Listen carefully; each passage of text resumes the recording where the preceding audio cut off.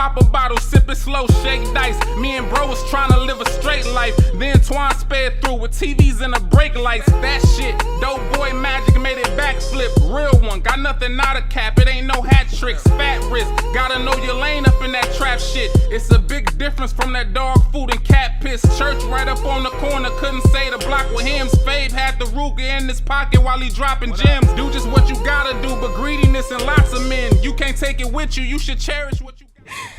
Hello, and welcome to another episode of Maybe It's Me podcast. If you like the song that played for the intro, make sure you check out our YouTube playlist. And if you'd like to sponsor an episode, make sure you hit us up at Maybe It's Me podcast on Instagram.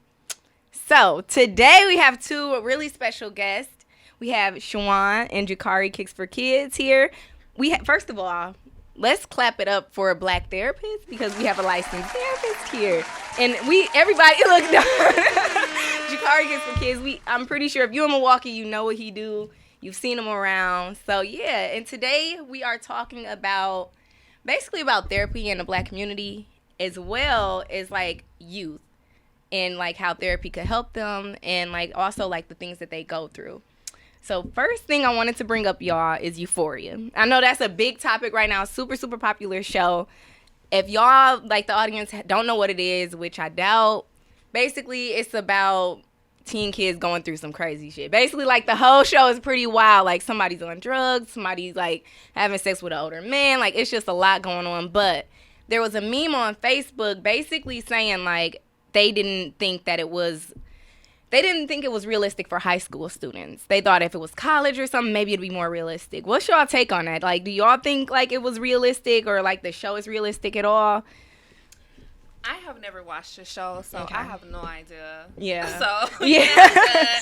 Right. So, basically, like, I think the reason they thought it wasn't realistic was that, like, one of the characters is on drugs. One of them is, like, a high school student, but she's having sex with like one of the students' dads. Like it's just a lot going on for like high school. Like all the students are basically dealing with like parties, fighting, drugs, gangbanging, like you name it. And people just didn't think that was realistic for high school students. Okay, so based on what you're saying, that sounds pretty realistic to me. Right. And that was my take on it. That was my take on it because I'm like, thinking back to high school, which it ain't too long ago, but it's long enough to be like, well, if I'm old enough, I'd be like, well, that's not right. But it's like, no, like, my high school experience was kind of wild. And the stuff that I've seen go on, like, it sounds pretty spot on. Like, it doesn't sound like a college experience. And, Jakari, I know you deal with, like, the youth, like, often. Like, what do you think? So I watched 1.5 episodes. And it kind of just blew me away because it was crazy. She was like having like panic attacks off the drugs or whatnot, like jumping out the car while the car moving and all these different things. So at first I'm like, it's not realistic. But as I got to watching a little bit more and I watched the other half of the episode, it really is realistic because so many of these kids, they eager to try things. Yes. And so they try different drugs and they try these pills or whatnot, not knowing that their body gonna get hooked on it. Yeah. And you get hooked unexpectedly from taking a substance that you don't know what it is. And then they trying, from the show, it look like she's trying to fight it, but she can't. Yeah. So for a lot of these kids, that's realistic, especially with the issues they deal with in the household also. Right. And then, like I would say, too, like a lot of these kids, like, they have, like, underlying issues, and then they try to self-medicate. Like, that's what I saw, too, a lot of that. And, like, that's very realistic, especially for, like, the black community. Like, I know a lot of people, instead of going and getting help, they'll self-medicate. Or, oh, I only feel good if I do this. Or, I only feel good if I do that. And it's like, you might have an issue you can work through. Or, like, you know what I'm saying? And it's almost like they don't pinpoint that or even know better to know, like, that could be an issue, you know? Right. So, yeah. And a lot of times, too, they get told to, like, pray about it. Oh, cool. Ooh, look. Yes, they get told to pray about it, which is great. It's great to pray, but you also need support. You also need someone to talk to, you know, get through these problems. You know, if you're just, you know, dealing with everything internally, like, what can you expect? Yeah. They're going to try, especially with teens, they're really influenced by their peers. Exactly. So, especially if the parents, a lot of times, especially in the black community, we're working late hours. You know what I'm saying? We're trying to hustle and make ends meet. in our household, and they're spending a lot of time with their friends. And so the friends are having a lot of influence on them. And if they're friends, you got to be really mindful of who, you know what I'm saying, pay attention to who your kids' friends are, because that is huge. That's what's going to mold them. And when you're a teenager, your brain isn't even fully developed. So your friends, your kids' friends is what's shaping them, their brain. You know, you gotta have those conversations. You gotta talk to them and see what's going on with them. And people avoid that. That is when you said prayer, girl, I could have fell out my seat, because like that, like it's like, yeah, everybody needs something to like hold on to. Everybody needs like a faith. Everybody needs, you know what I'm saying, like some type of structure, some types of a religion. But you can pray all day, but if you don't put action behind that, it's hard to see results still. You know what I'm saying? And like, I have a family member that went through a really rough time and said like their parent would only say to pray. Like, you're not giving me advice. You're not saying, well, in my experience, you just pray, read the Bible. It's like, okay, well, talk to me. Tell me something. She was like, I was like on the verge of going crazy. Like, I really needed somebody. And like, she ended up seeing a therapist. And she like, years later, like, this still helps me. And it's sad because a lot of people don't know that's an option. I feel like still a lot of people don't even like it's so much stigma attached to therapy. I feel like people just don't feel like they want to go because it's embarrassing, or, oh, people gonna think this about me. Like, what's some of the stigmas you've heard about, like with, you know, being a therapist or being somebody that know people that might need therapists, you know? Well, growing up, like, I was one of them people who believe, like, I didn't want to go to therapy, or I don't believe in therapy or whatnot, because I just used to talk to people in general. Right. So I felt like if I had to hire somebody and pay them to talk to them, it was a little janky. And then back in the day, everybody, like in the 90s, you would just see kind of everybody trying to thug through everything. I really didn't understand mental health until the pandemic hit.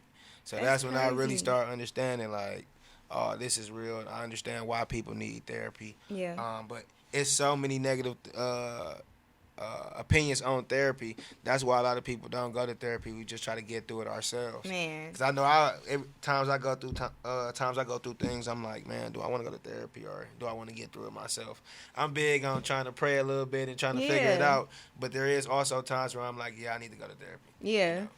I feel like from what I've heard, like, I have a therapist. And I think I don't care. I'll talk about this because it's like, I don't think I'm crazy. I've never like been like, oh, I need medicine. Like, it's nothing like that. But it's like, it came a point in my life where I was like, I can't keep carrying so much, like thugging it out. And then like, you've been through so much. It's like, damn, like, I need somebody to talk to. You worry about like, well, this person gonna go back and tell my business. You ain't gotta worry about with a therapist. Like, who they gonna tell? Right. Who they gonna tell? You know what I'm saying? That's like, the number one thing with black people too. Is like thinking somebody gonna tell their business. Cause everybody living their own couple versions of life. Right. It's like, I think people think somebody gonna tell their business. A lot of people embarrassed. They feel like a therapist is like, oh, that means you need to be locked away. You crazy, something wrong with you. Like, and it's like, it's really not that. Like, most nurses, doctors, police officers, everybody that's doing something, dealing with people heavily, they have therapists because you're seeing a lot. You're going through a lot. There's a lot to unpack. You know what I'm saying? And honestly, like, I feel like a lot of people in the black and brown communities, they need therapists. Like, we have been through a lot, and it's just generations and generations and generations of trauma. And it's like a lot of stuff that we go through and put up with, like, we kind of normalized it, and we don't realize like how much that stuff affects us, you know? I think essentially what we do is, instead of us hiring a therapist, we just go to social media. Man. It's the same exact thing. Where people, just figure they gonna let everybody know, and that's the sad part. That's how you end up in a bigger hole. No, you for trust real. social media rather than then you putting got your trust in the person that can really help you get to the point you need to be at. That can talk you through some stuff, give you tools. Like, you know what? Have you tried these breathing exercises? Here's a list of things you can do instead of punching your girlfriend. Right. Like, it's so many things that people, like, even when I was in therapy, I'm like, you know, here's a list of things for like anxiety. Here's a list of things like breathing exercises, things you can do to calm yourself, slow your mind. You know what I'm saying? It's like a lot of that stuff, it was simple stuff, but I was like, damn, I ain't never thought of that. Like, it's just simple stuff. Like, but who gonna tell you that on Facebook? Right. Like, you know what I'm saying? Like, I'd be damned if I snap out here and there. She not the only one you gonna trust in the comment section. But real therapists ain't in people comment section like, girl, don't leave him. Like, you know what I'm saying? Go get you one. Like, that's their job to help you. Go hit her up and talk to her about it. Like, people go to Facebook and make it worse, like you said, because you sitting there telling a bunch of other damaged people and people with their own issues and like different like personal you know what I'm saying, agendas and shit. And you go beat him up, sis. Go get his car. And it's like, and I think that was one of the reasons I want to sing therapist. I'm like, I be wilding sometimes. My friends saying, girl, yeah. And I'm like, I don't know if this. So it's like you gotta like, I don't know, like Facebook, like you said, that right there definitely dig your hole deeper. Now everybody really in your business. Now people really laughing at you. You ain't getting nothing out of you. Didn't get the advice you needed. You got nowhere from that. It's like, no, go ahead. It's like hood therapy. That's how we look at it. Everybody on there telling their problems. Man. And taking a million opinions, and that's how everybody end up lost. And then they worry about people judging them. But you're putting all your business on social media. Like, where everybody on there like, girl, look, everybody got a screenshot now. Everybody know your business. Nothing wants to hit that like, man, especially if it's something juicy, you will get 0 likes. But when I say that screenshot is like, it's going around, people seeing it. They seen it. Like, it's been so many times I'm like, girl, if you don't get a damn therapist, it's the 3rd time this week. You like, damn, like, these people definitely need somebody to talk to. And I feel like it's more acceptable to go to Facebook than to go to a therapist, which is so weird to me. Like, have you heard like stigmas about being like going to therapy, or some people like, oh, therapists don't work and da-da-da. Oh yeah, and especially even in the initial assessment, people will come in like, oh, I don't want to be labeled as crazy, and you know, it's just like right away, and it's like, no, you don't have to be crazy. Right. You know what I'm saying? Like, some people just come in for grief. You know, they just lost someone. You know, some people, yeah, they might have some serious symptoms like hallucinations, etc., but it doesn't matter. You don't have to have a diagnosis. And what you gonna do? Just sit there and stay hallucinating instead of seeing somebody? Like, I'll take this route instead. Like, oh my goodness. Mm-hmm. But yeah, but like you said, even for just like the skills, a lot of people, it's just like knowing those little things to help them to get through their day. So everybody experiences anxiety to some degree. Everybody is going to have their ups and downs, but it's about how you manage it. Exactly. You know, having the skills to be able to know what to do. Because if you allow it to sit for too long, like depression, like you're feeling that lowness, you know, and then it gets deeper, you know, then you have any suicidal thoughts. Right. So it's like being able to have those skills, being able to talk to someone like a therapist, to get through it. Yeah. And like I said, like even with depression, it's like some people just don't know they're depressed and they go straight to sipping lean, straight to smoke, straight to, like, it's like there are like tools and like things that can help you dig yourself out of depression. Like some people, it's crazy because some people don't even understand what anxiety and depression is or what it could look like. So it's like they experiencing this stuff and they don't even know it. Like it's crazy to me how many people really just don't know. You know what I'm saying? Like, oh, well, I just feel a little sad. I don't know why, but I'm gonna smoke and I'll be feeling better. It's like, right. And people don't realize there's levels to it, because just because, you know, you're not having these extreme symptoms like you were talking about with Euphoria, it seems like her symptoms could have been extreme. You know, so it doesn't have to look like that. It could be these little symptoms that you're experiencing, but if you don't take a hold of it, if you don't get those tools, you know what I'm saying, to deal with it, it can lead to that.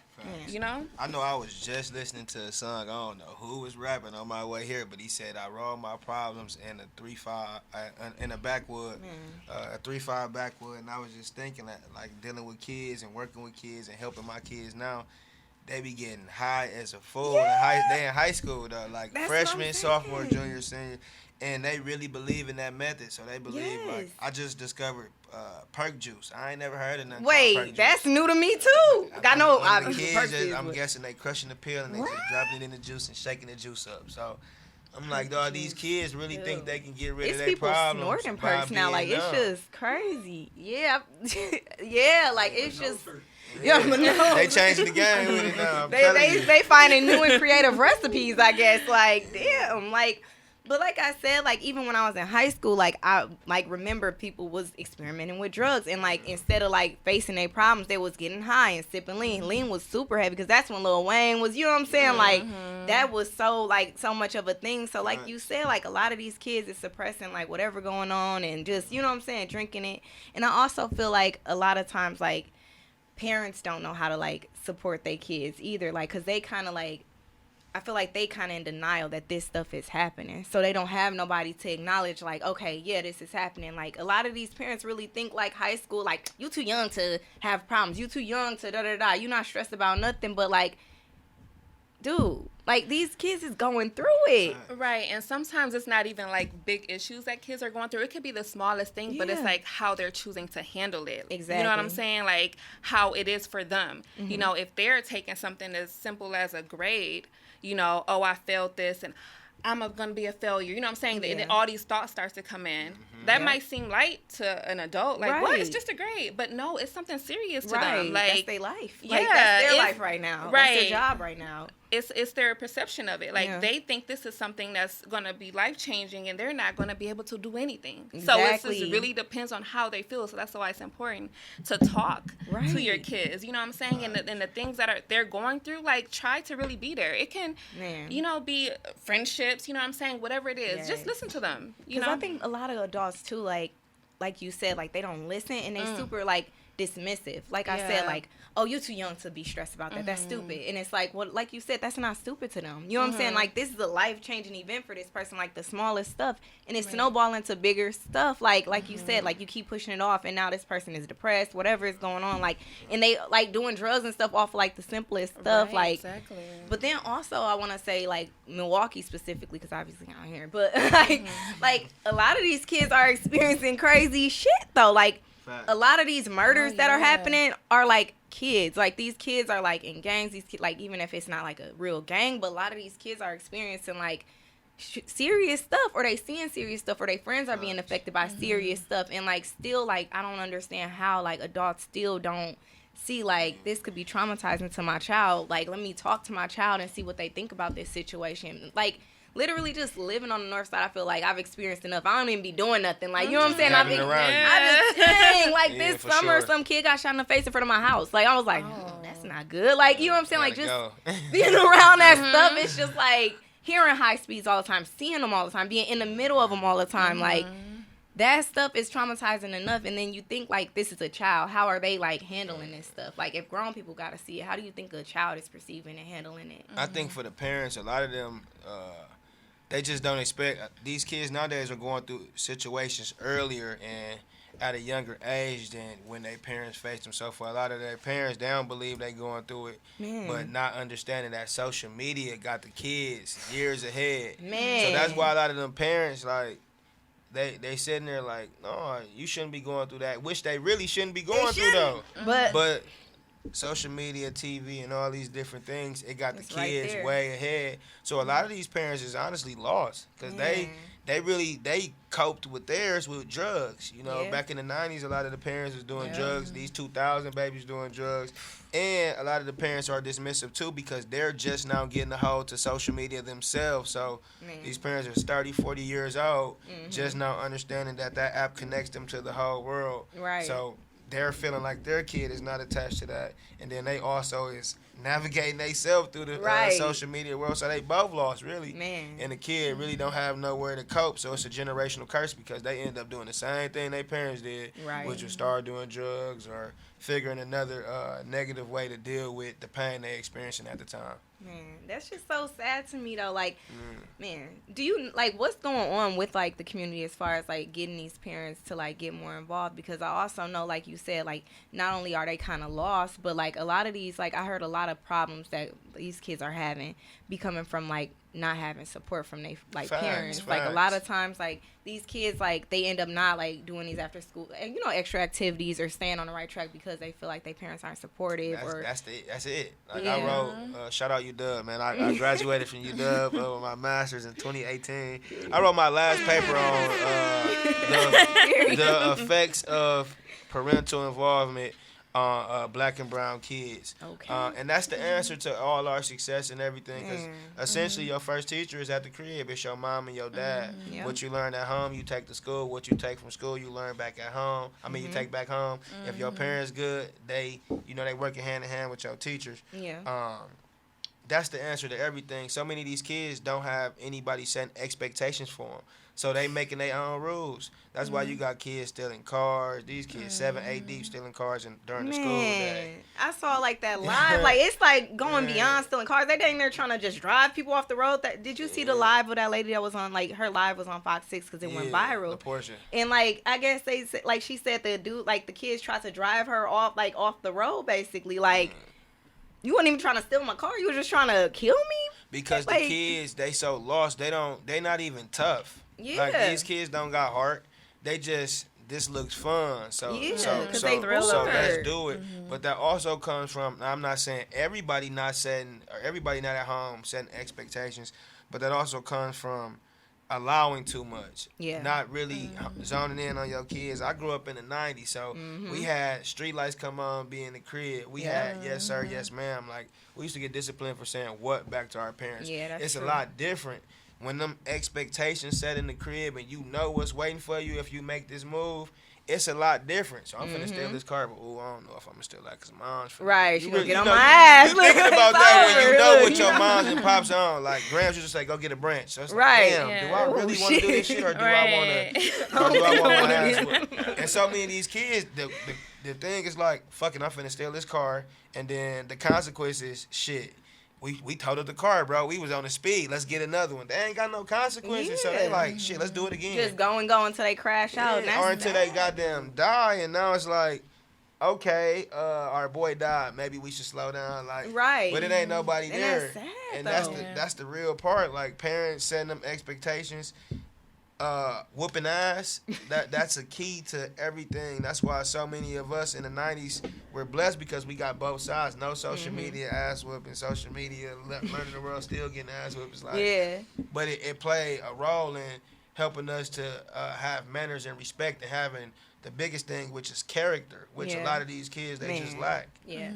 See, I kind of agree with whoops because growing up I didn't get whoopings, but I was so fucking scared to let my parents down. Man, what? I let them down a little bit. I'm gonna tell y'all about that later. But anywho, but like for the most part I was respectful because I knew like my parents cared. Like, you know what I'm saying? Like we said, like just like parents being there and like showing up and like talking to you and stuff, like just knowing like, damn, my parents give a fuck. Like me thinking like, dang, if I did this, my mom would be mad as fuck. Like I would hurt her. You know what I'm saying? Like they don't have that. A lot of kids just don't have that where it's like they don't think about like, damn, my dad might cuss me the fuck out, like, cause like I got whoopings here and there when I was doing something OC, but like light stuff, like they'll get on me, but it'll be to the point where I was like, damn, I feel bad that I fucked up. You know what I'm saying? So it's just like having parents that give a fuck matter. You know what I'm saying? A lot of people, definitely. I just feel like a lot of people like around 12, I don't know if y'all noticed that, but like in the community, like they be, well, you old enough to be home alone, you old enough to watch yourself, but that's kind of the age where you gotta be more involved. You know what I'm saying? Like, oh, you can walk yourself to school. Oh, you can. I don't gotta come to your sport event. I did that the first 12 years, but it's like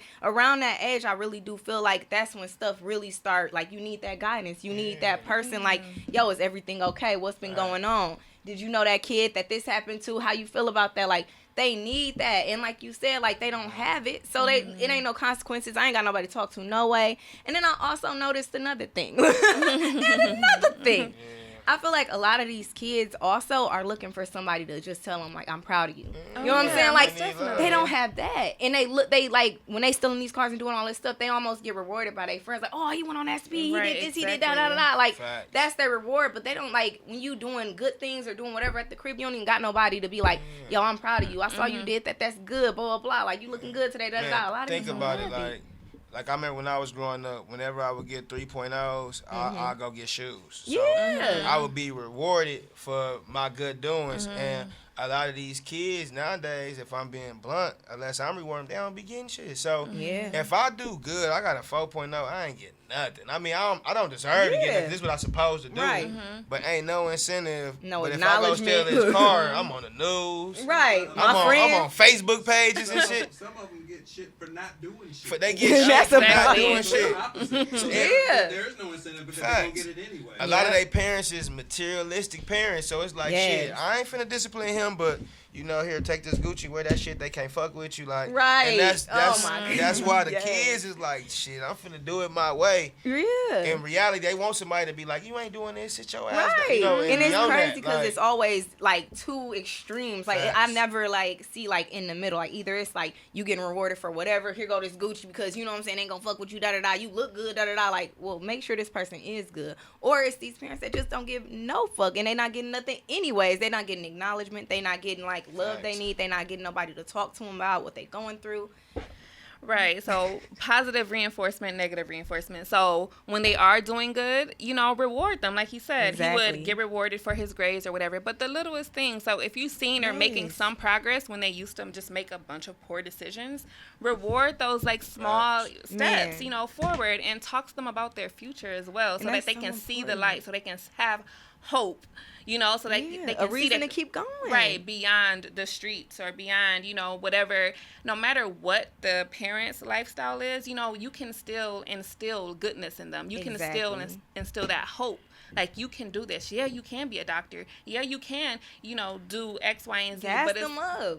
Right, exactly. Let them know they can do whatever they want to do. But as long as it's positive, of course. But just hearing that and knowing that and having that support is huge. And just talking in general, talking to your kids, get an understanding of what they desire, what they're going through at school. Like, that's those things right there. Like, that's what matters. Like, having those conversations. So. And making sure you, like, genuinely talking to the kids, too, because, like, I keep going back to how I grew up, but I remember coming in the crib, you had to do your homework. You was getting your homework checked. Yeah. Then when we would eat together. Like, we would eat at a table. Now I kind of realized from being in different households, like, once you get out of school, you on your own. We gonna your food done. Go back to your room. And McDonald's. YouTube, PlayStation. There's no bonding. So it ain't no bonding time. So it's like, damn, I'm sharing my dreams with somebody who live in China that I'm playing 2K against. Yeah, like it's crazy. It's weird, but that's how life is. Everybody on their phone, so everybody doing their own thing. Nobody is present in the moment. Yeah, nobody. And that also being present in the moment, that means a lot, because like you said, like,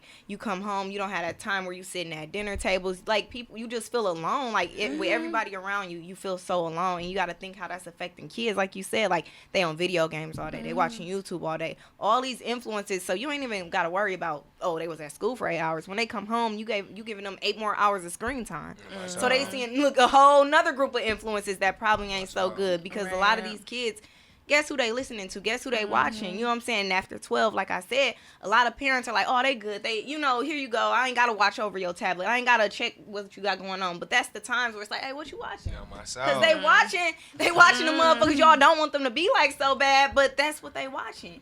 So they went to 8 hours being with their friends that probably ain't got parents that care. So you could be the best parent ever. But if they go to school and they around nothing but a lot of broken kids, which, not to call them broken, but everybody fixable. But, like, if they're around a lot of kids that also need help or that are going through probably more than this kid, what you think that's doing to your child? Like, you could be the best parent ever, and then they go home and you ain't watching what they doing, like, on their computer, on their tablet, what they watching. Like, they on Instagram, like, you seeing all these pressures. They watching YouTube. Everybody that's doing any type of, like, lifestyle vlog, anybody that's doing any type of, like, get ready, even, like, not to, like, down CJ So Cool, like, that's more like a kid friendly, like, YouTuber. And this motherfucker be like, 50,000 on the wrist, blah, blah, blah. Like, you know what I'm saying? Like, Gucci, Fendi, da-da-da. Like, and the kids are watching that. So what you think that's doing to them? You know what I'm saying? And if they ain't watching that, they watching people fighting on the internet, people getting ran over, they watching the high speeds. You know what I'm saying? So it's like they having so much time without, like, they having so much influence over them without having bonding time with you. So it's like they can get away from you so fucking quick. And that's what, like, people be saying when they get into shit, like, it just happened so quick, the person just changed, like, he was such a good boy, he was in soccer, and then all of a sudden he was stealing cars. And it's like but yeah, so I also wanted to ask, do you guys feel like therapy would drastically help out the youth, even adults, like, pertaining to, like, the crime rate and stuff like that? Simple therapy, like talk therapy, like when you're saying throw everybody on medicine. Yeah, I think therapy can be helpful, just because I think it can get people talking, and it builds trust. One thing we don't have in the black community is trust. So we'll go trust everybody else community and hood before we trust our own. And I feel like that's what we have to start establishing. There's so many people that want to be sheltered, or they want to stay to themselves, or they want to, I'm going to work through it, or just give me time. There's some of the things I hear. And it's like, no, that ain't going to work, because you got to have a plan. You got to eventually begin to have a plan. A lot of times you don't even know what's wrong with you. And sometimes, honestly, like, you know, you can be your own problem, because that's what it essentially happens. So I think that's like the biggest thing we can use. But figuring a way to make therapy like cool is another thing. Like, therapy is cool, don't get me wrong, but a lot of figuring a way to reintroduce it to people where it don't feel like, oh, we just trying to be in your business, or we just trying to get a check off talking to you or whatnot. Or we don't throw you on these pills real quick. Yeah, making it a way where you can build some cohorts, you can build some sisterhoods, some brotherhoods off these therapies, and where you can actually have these people coming back to work with other people who need therapy. You know what I'm saying? Yeah. So now you're a success story that came back to share your story, but you're also helping people understand that this person really helped you get to another level. No, and that's low-key, that's wild. Like, always, like, I'm like, yeah, I see a therapist. Like, I started 2 years ago, and I, like, was going every single week. Then I went to every other week. Now I'm at every month. Like, even though, like, I don't feel like anything's wrong, but I'm like, it's good to have somebody to talk to. Like, it's literally to the point where I'm just like, yeah, this happened this month. It was a little crazy, but I handled it this way. Like, having those tools and, like, just, like you said, making it cool, because I feel like all those stigmas are attached to therapy still. And it's like, we slowly, obviously, like, I've been seeing more and more of the Black community, like, they definitely have been, like, breaking these generational curses, like, as far as credit building and all these, you know what I'm saying, things. But it's like, it's still, we have a long way to go. You know what I'm saying? So it's very important to make it look cool. It's very important to reintroduce it. Like, you know what I'm saying? Like, it's not, oh, you crazy, go to therapy. It's everybody needs somebody to talk to. You know what I'm saying? You might have a problem and don't even know you have a problem. You not even a problem. Like, you might have some flaws in how you dealing with stuff. Like, maybe you could talk it out and you be like, dang, I ain't even know that. The littlest things. Yeah. I agree. So, oh yeah, most definitely gaining that insight, you know, and I'm glad that people like you and Charlamagne and other famous celebrities and are coming out and saying like, yeah, I am in therapy, so that it can be more, you know, normalized. Like, it's okay to do this. Yeah, because it don't always mean like it, and honestly, it don't always mean something wrong either. Yeah, it doesn't. It doesn't. Like, it's just having somebody like you said, the trust in the Black community. Somebody y'all could trust and talk to. Somebody you don't have to like, well, this person gonna tell my business. Somebody that you know. First of all, venting to your friends is fine, but this motherfucker ain't paid to tell you nothing. And half the time, these people don't even know what's wrong with them. So you gonna listen to homegirl. And they not telling you the best advice. They not giving you the best advice. Like, so you telling me, the one with all the warrants. Right. You telling me she gonna tell you what to do about this situation. You she sure? told you to beat their ass. Right. Now, You now sure? you in jail. You done listen to her. And you gonna call her and she bail you out. She can't bail you out because she didn't have a job, because she can't get a job because she a felon too. Like, it's like so many things. Like, it's like you can't take advice from people that are like, have no clue what they doing either. And that's who giving the advice. And that's who giving the advice. And that's who they listening to. Like we said with the back to the Facebook stuff, like, them are the people commenting, girl, yeah, beat their ass. Girl, yeah, da-da-da. If I was you, I would have stabbed them. Like, what the fuck? Like, it's so much. Like, damn, like, you just sent them off. Oh my good. It's so much send off stuff. Even like with the kids, like they're getting advice from their friends, like just like the adults are. Like, y'all not getting the best advice.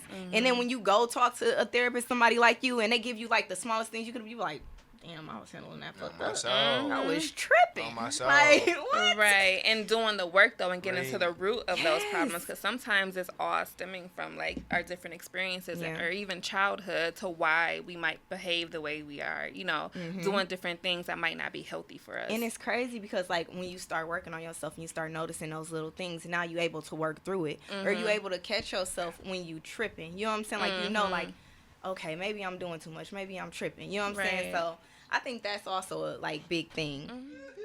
Y'all been talking a lot of stuff about kids these days, but you know, I'm older. I'll be 48. So my high school days was years before where y'all were growing up, and it's the same thing. It's the exact same thing. It's no different.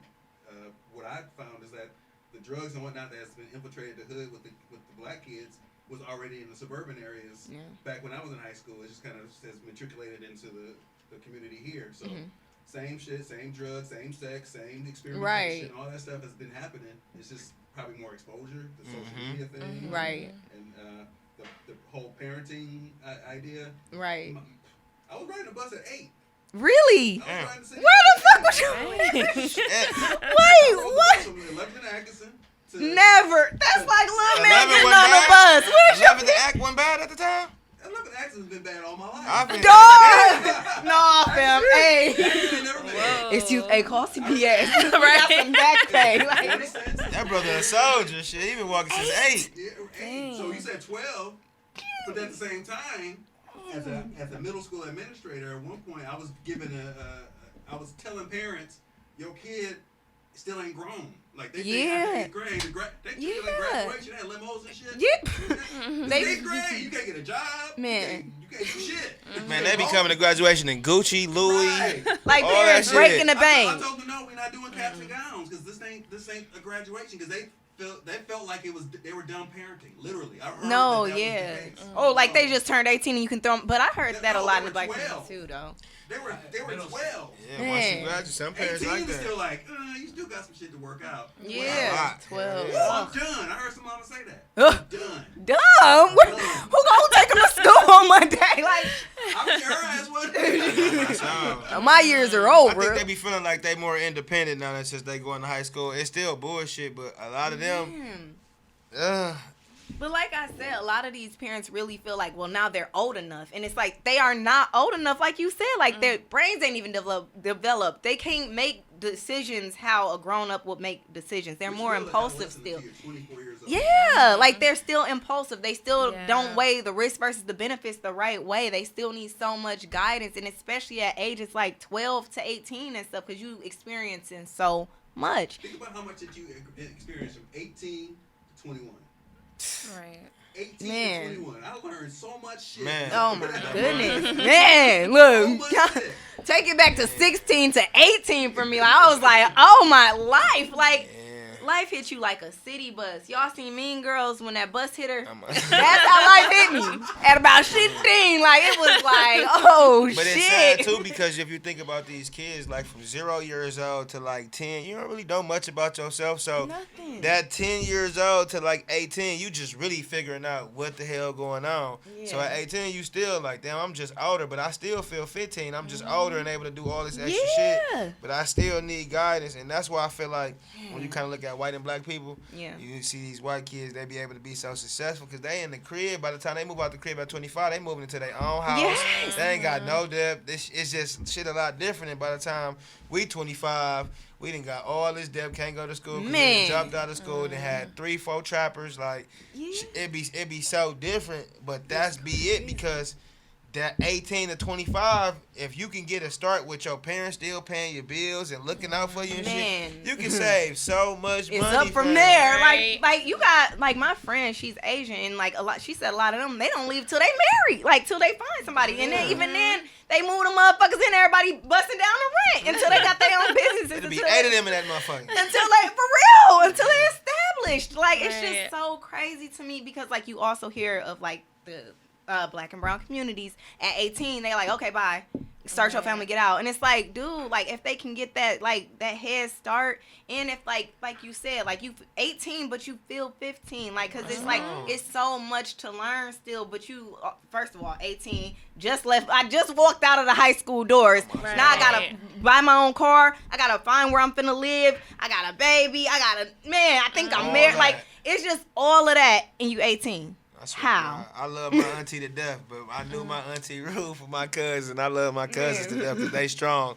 But on my soul, soon as you turned 18 and you walked, that next day, you better have a plan of where you was going. So they was like, counting down, like, shit, I'm 16 for in 2 years. I'm I like, knew what look. already knowing. So in a way, the older way was like, because it made them strong. It made them strong, but it's like, for me, I left at 25, so I'm like, damn, I kind of left with a plan. I knew this, that, and the third. I had some money saved. Like, so you way ahead, even though only thing you did was sacrifice being at the crib. Like, But that at the ain't end of really the shit, day, but it how ain't the black shit. community make it looks, it's like, And that's the my thing, mama too. telling me to do this, and now I want to have my guy And over, then and people all talk that. shit about it too often. It's really Yeah, weird. yeah. Like, it's like the black community and brown communities, like, they'll talk shit about you being at home, like, and it's like, shit, what's wrong with being at home? You know, bills, I'm stacking.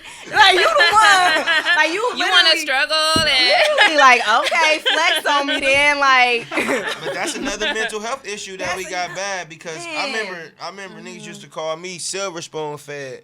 And I'm like, damn, I'm silver spoon because I had my mom and my dad. Like, ain't that how this shit supposed to go? Man. Or am I tripping? So niggas be really feeling like if I'm from the trenches because, like, bro, And you then supposed it's to have your crazy moms 'cause, and your like, pops. people Like, almost like make you feel bad for Yeah, not yeah, going yeah. through that shit. Like, right. okay, You like ain't strong. Like, what? That shit is not normal. That shit is not normal to be struggling. Man, because it's normal for people to act like that. Like, Facts. Man, that's crazy. But yeah, I'm blessed to have like a parent that's like, you know, like until you get your shit together, like whatever you need, like, and she was able to do that for me until I bought my own stuff. You know what I'm saying? So it's just like I was able to buy my own crib and do all of this stuff and like experience life and stuff. Like I did move out like right away when I turned like 18, but I went back and like she was happy with that because she wanted me there. So it's just like to have a parent that wants you there and wants you to be able to like do whatever you got to do, like stack your money, figure out what career path you want, figure out what you're good at, like that's a blessing. And like I said, people don't know how much support means, like, and it's so sad. Like,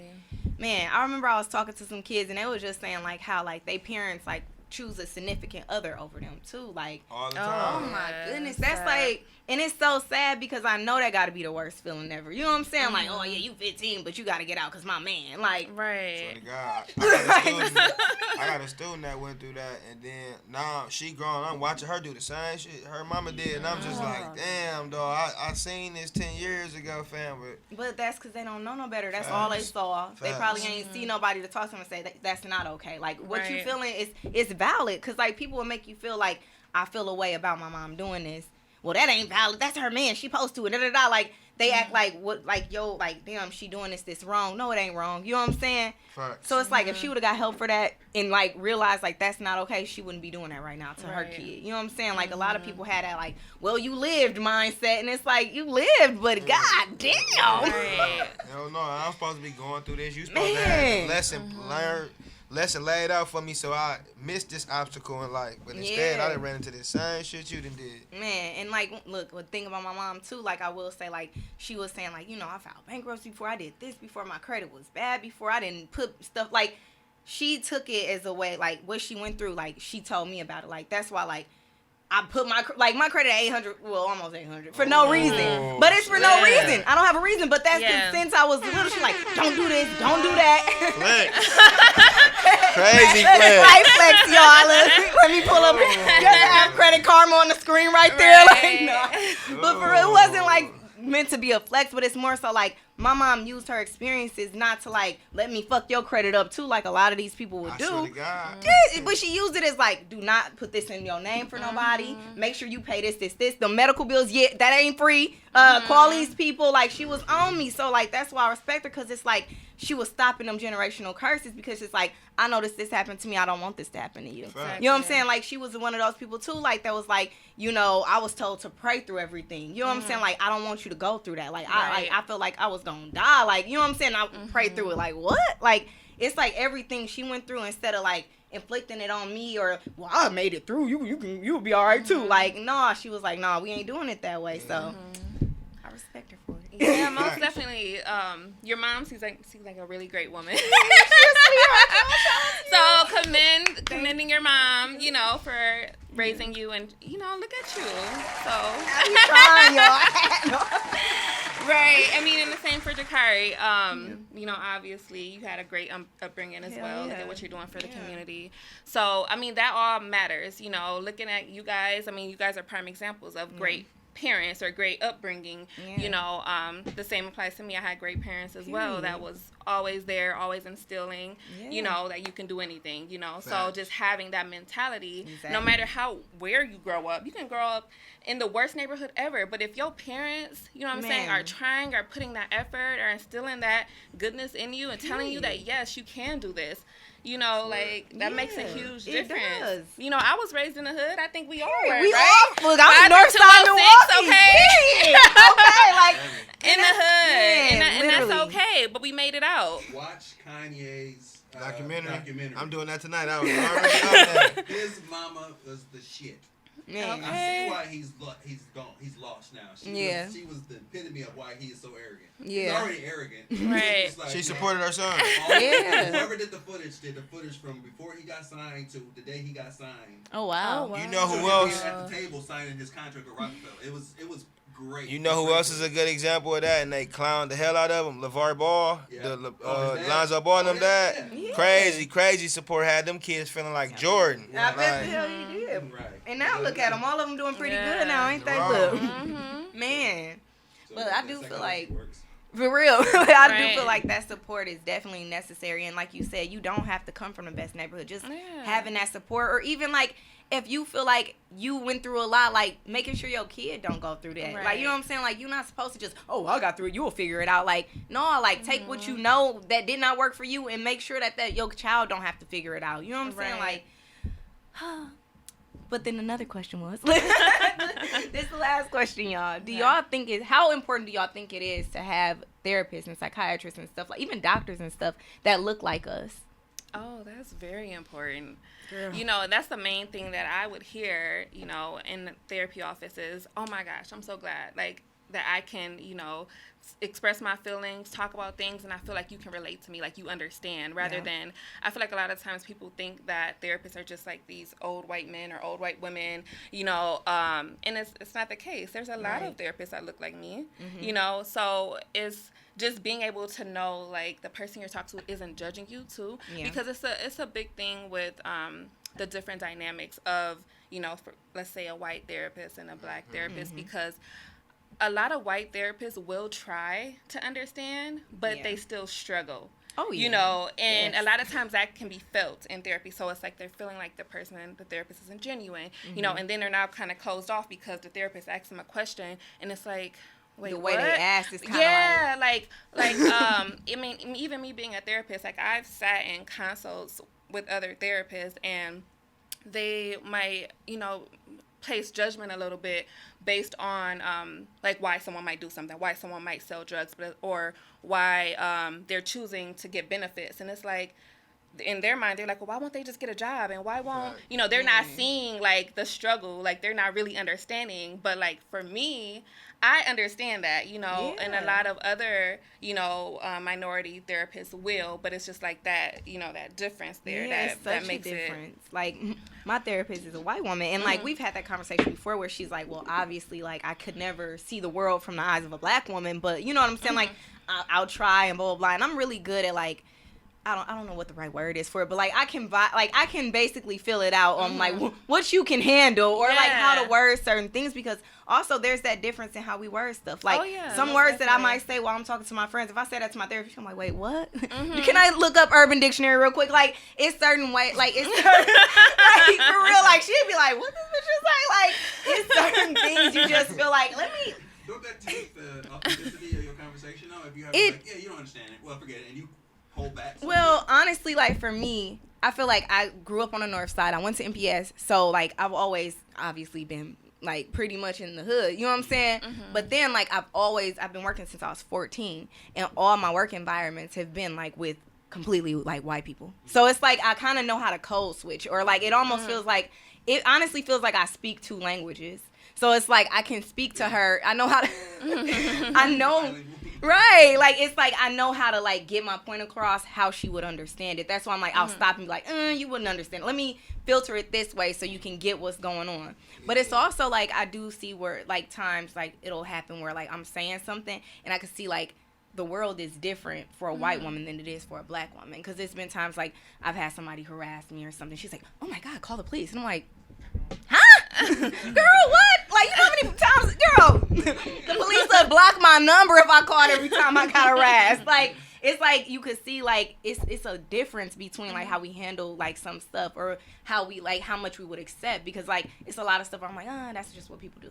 You know what I'm saying? As a black woman, I get used, like, you kind of get used to, like, certain things. And you can tell she, like, what the fuck? Like, bitch, you don't 911, like, so it's like, it's certain things that you notice, and that's why I also do feel like it's important, especially for, because not everybody knows how to code switch. Not everybody knows how to filter through, like, this stuff.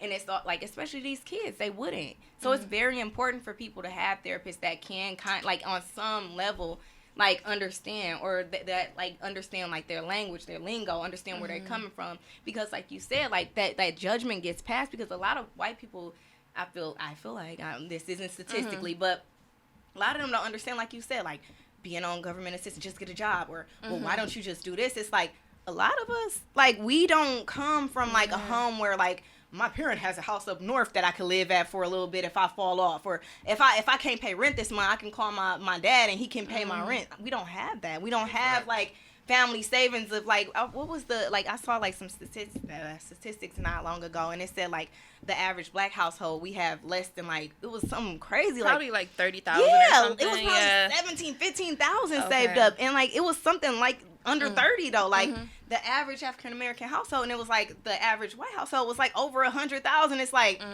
we don't come from that, so it's like it's easy for like even the therapist to play judgment when you're like, well, I gotta do this to find a house, or I gotta do this. Like, well, why don't you do this? Because they can't think from that point of view. Right, and a lot of therapists. So there's all these different like techniques and different things that therapists can come from, and a lot of therapists are solution focused. So they might be trying to help you, guide you, you know, with solutions, and it's like those solutions don't really work for me. Yeah. It might work for you. Yeah. It might work for you.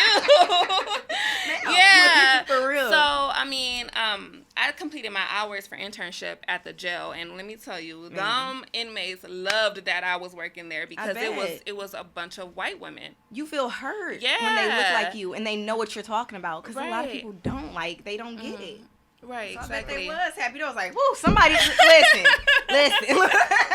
For I got some real. things to unpack here. Right, and I can talk to them like, cool, like, okay, we can help you with that, like, what, you know, whatever it is. I can talk to them like how I would talk to like my brother. Exactly. You know, it's not finna be like, oh, I'm sorry, right, right, like it's not finna be that. I'm finna meet you where you at. We finna talk. There we you know, go, period. This finna be a cool conversation because I really want to help you. Yes. You know what I'm saying? And like, if you cussing, I'm gonna cuss too. What up? Exactly. And you know, like, and that makes people more comfortable. Not everybody want to hear like somebody preach them. Not everybody want to hear somebody that's don't even it's like they living on a totally different world. You know what I'm saying? Like, you can't open up to somebody like that because you automatically will feel judged. Like, it'll be like you feeling judged just by like talking to somebody that you feel like, damn, this person ain't gonna understand me. Right. They don't probably look down on me. They don't even know nobody from where I'm from. You know what I'm saying? That make it tough. So I do like definitely think that's very important, man. I was telling I work at St. Marcus Lutheran. I partner with them with my program, and part of their dress code is like button up, tie, the whole shebang, and that's cool for some people. But the part I'm over, I'm the high school and alumni coordinator. It's NPS and like a few other schools. So for me, like, I'm looking at how I was in school. If I seen a man come to the school in the suit, I'm like, all right, I'm probably not finna talk to folks because he probably like Uncle Tom and shit. Yeah, you gonna automatically And so when I talk to them about when we partnered, I'm like, I gotta be me. Like, so when I go to these schools, if I'm wearing some Yeezys or something like that, and when I go in, I'm never like, hi. I'm like, what it do? Da, da, da, da. Right. The Ebonics already got him. So, like, I took my boss with me to a school, and it was my first time at the school. But it was funny. I told the kid, like, what it do? I'm just looking like myself. And he yelled out, he said, we got a hood nigga for a teacher. He said, we got a hood nigga for a teacher. And they love it. And my boss my boss like, oh, man. I'm like, no, that's good, bro. Good. And like, they don't get that That's like, good, bro. Now, watch how this work. Now they, now oh, they yeah, I got listening. you. I'm doing this and that and the third. And I'm like, bro, he relate to me. He feel because I got these damn shoes on that he know me. All lost with sneakers. So that's how I got my org, too. Exactly. No, but for real, though, that's true. Like, they be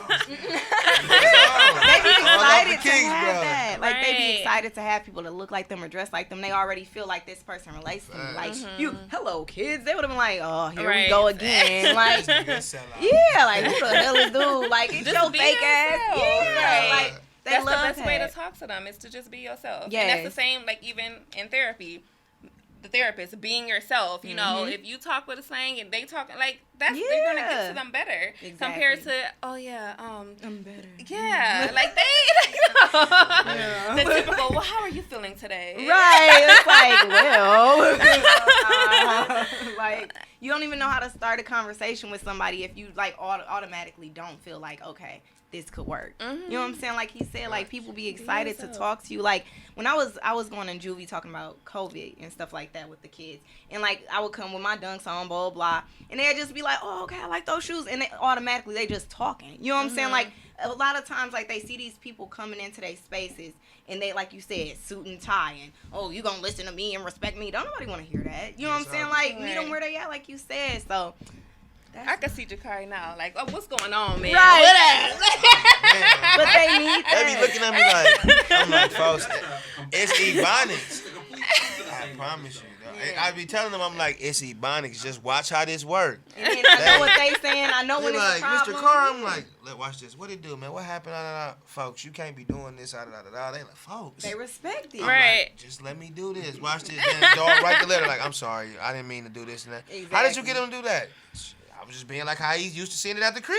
Yeah, like super simple. Being myself, because they can relate. They Facts. hear you. Like Facts. they already checked out when you not relating to them at all. Facts. Like even think when I was like in like middle school, high school, like they used to be like a substitute to come in, you like whatever. But if it's like a cute girl, like they do, oh yeah, she fine, like haha, okay, let's pay attention. Or the teacher with the nice shoes and stuff, like, dog, you got the J's on, okay, bro. Like they relate. They, you know what I'm saying? Like they want to talk to when you. You walked in, they were like, oh, okay. Right, like they already in, and then you can relate to them. Tell them my life. Right. Look, I just my heart. It's my heart. But no, for real, like you catch them with like the appearance, like okay, they look like me. That's what like my girl look like that or whatever the case may be. Even the girls like she pretty, okay, she a baddie, da da da. Like yeah, okay, but I got something to say to you too. So you hook them with like looking like them, you hook them with talking like them, but then you got something to say for real. Like that really is a big thing. Yeah. Oh yeah. Most definitely. It's Definitely so more crazy. receptive. Man. I think I meet some of the my most kids because I got a bald head, right? And so because I rock the bald head, a lot of kids think like I come in and they think they cold with ribbon. And the thing is, that's how I grew up. Period. So like a lot of the kids, when I talk to them, I might hear a joke and I might throw my whole talk and rib them. And then they're like, oh, damn. Not My folks like that. Like, I had a whole school book me to come back just so we could rib, fam. Like, and I'm like, bro, y'all really booked me to just come back so you can try to rib. But it was cool because they related. So now when I come in, they like, damn, folks gonna rib. Let me listen instead of trying to be funny guy. And it works. So it's crazy how. And I feel like a lot of times people don't understand like how we talk. Like it's like we can differentiate like what's an insult and what's not. Because some things we might say to like somebody else, it might sound like that's an insult or you saying it to be mean. But like when we talking to each other, it's like wait.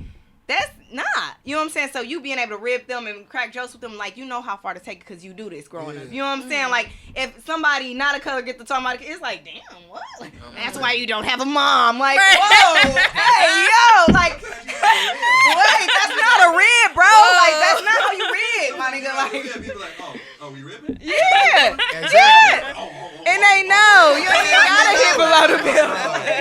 Yes, I said it. We ribbing? Man. Okay. But man, I want to thank y'all again for coming out. Do y'all want to drop y'all social medias or anything else? Projects coming up, resources, how to get in contact with y'all, anything like that? Yeah, so my social media, my business Instagram is Jakari, or actually it's not, it's JKFK _nonprofit. My personal Instagram is Jakari, JACARRIE CARR. Under my org, we got some really big things coming up. I have summer camp coming up. We're hiring 20 high schoolers for that. I'm giving away 7 trunk scholarships to high school seniors, so $500 trunk scholarships to high school seniors. And then I have a program where 3 seniors, once they graduate, they'll get $7,500 towards their debt. So I got some good stuff going on with that. I have the Golden State Warrior Camp with my boy Jordan Poole from Milwaukee coming up this summer, so registration for that will be out soon. So please just make sure y'all tap in with me. Facebook is the same socials as the Instagram. Damn. I know, look, that's a lot to follow up on. Damn. I'm doing a little bit. It's a little bit. I ain't doing shit compared to him. Damn. Okay. A little bit. Okay, I don't really got too much going on, but I do have a website called Kennedy's Wellness, so KENNEDYS wellness.com. I do have other therapists. I mainly do supervising for therapists. So some of them have openings if you are looking to get a therapist. I also have yoga instructors that are great, that also provide sound healing.